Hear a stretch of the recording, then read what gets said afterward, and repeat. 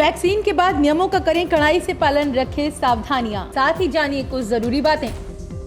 Corona virus के खिलाफ vaccine लगवाने के बाद कई लोगों में ये विचार जन्म ले रहा है कि अब उन्हें वायरस से कोई खतरा नहीं है, अब बेफिक्र होकर बिना मास्क के बाहर घूमा जा सकता है। लोगों में इस तरह की सोच वायरस को फिर से फैलने का मौका देगी। पहली बात, हम सभी को ये समझने की जरूरत है कि भारत और दुनिया से कोरोना वायरस का खात्मा अभी नहीं हुआ है। वायरस खुद को म्यूटेट कर रहा है, वो भी खतरनाक तरीके से। दूसरा, वैक्सीन वायरस का 100% उपचार नहीं है।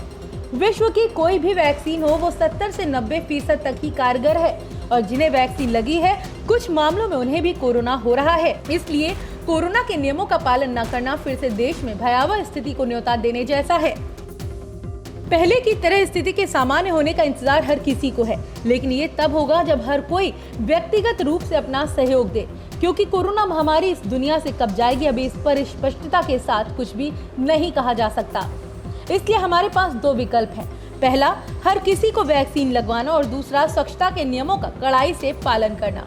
इसके अलावा अगर आप किसी वजह से वायरस से संक्रमित हो भी जाते हैं तो ये सुनिश्चित करें कि आपके पास एक हेल्थ इंश्योरेंस प्लान जरूर हो, क्योंकि बीमारियों में दवाइयों और अस्पताल का खर्चा कितना ज्यादा होता है ये हम सभी जानते हैं।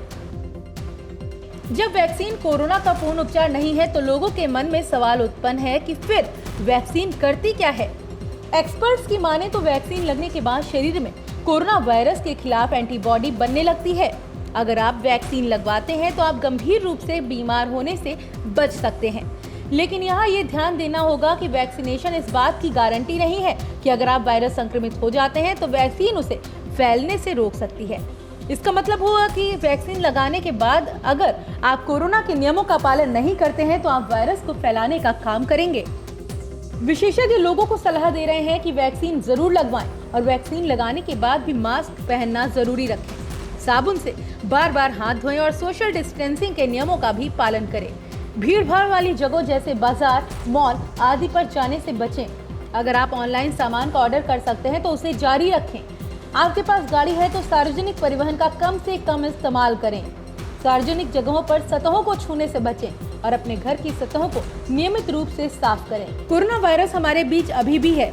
2 वेरिएंट के आने के बाद भी इसके म्यूटेट होने की संभावना लगातार बनी हुई है, इसलिए हमें इसके खिलाफ पहले से ही तैयार रहना होगा। आप वायरस से बचने के लिए उन सभी नियमों का पालन करें जो जरूरी है। ये भी ध्यान दें कि अगर आप संक्रमित हो जाते हैं तो आपके पास एक हेल्थ इंश्योरेंस प्लान जरूर हो, क्योंकि गंभीर बीमारियों में यह आपके लिए काफी फायदेमंद होगा। एक अच्छा हेल्थ इंश्योरेंस प्लान एक अच्छी कंपनी से ही मिल सकता है। आप अपनी जरूरत के हिसाब से अपने लिए हेल्थ इंश्योरेंस प्लान चुन सकते हैं। इस महामारी में अगर आप एक बेहतर हेल्थ इंश्योरेंस पॉलिसी देख रहे हैं तो आपको हर तरह के फायदे दे, तो आप उनकी हेल्थ इन्फिनिटी पॉलिसी ले सकते हैं। इस पॉलिसी को लेने पर आपको कुल 30% से प्लस 5% की अतिरिक्त छूट मिलेगी। इसमें से 10% की छूट उन लोगों के लिए है जो इस पॉलिसी को ऑनलाइन खरीदते हैं। 2 से 3 साल के लिए इस पॉलिसी को खरीदने वाले भी 10% की छूट का फायदा उठा सकते हैं।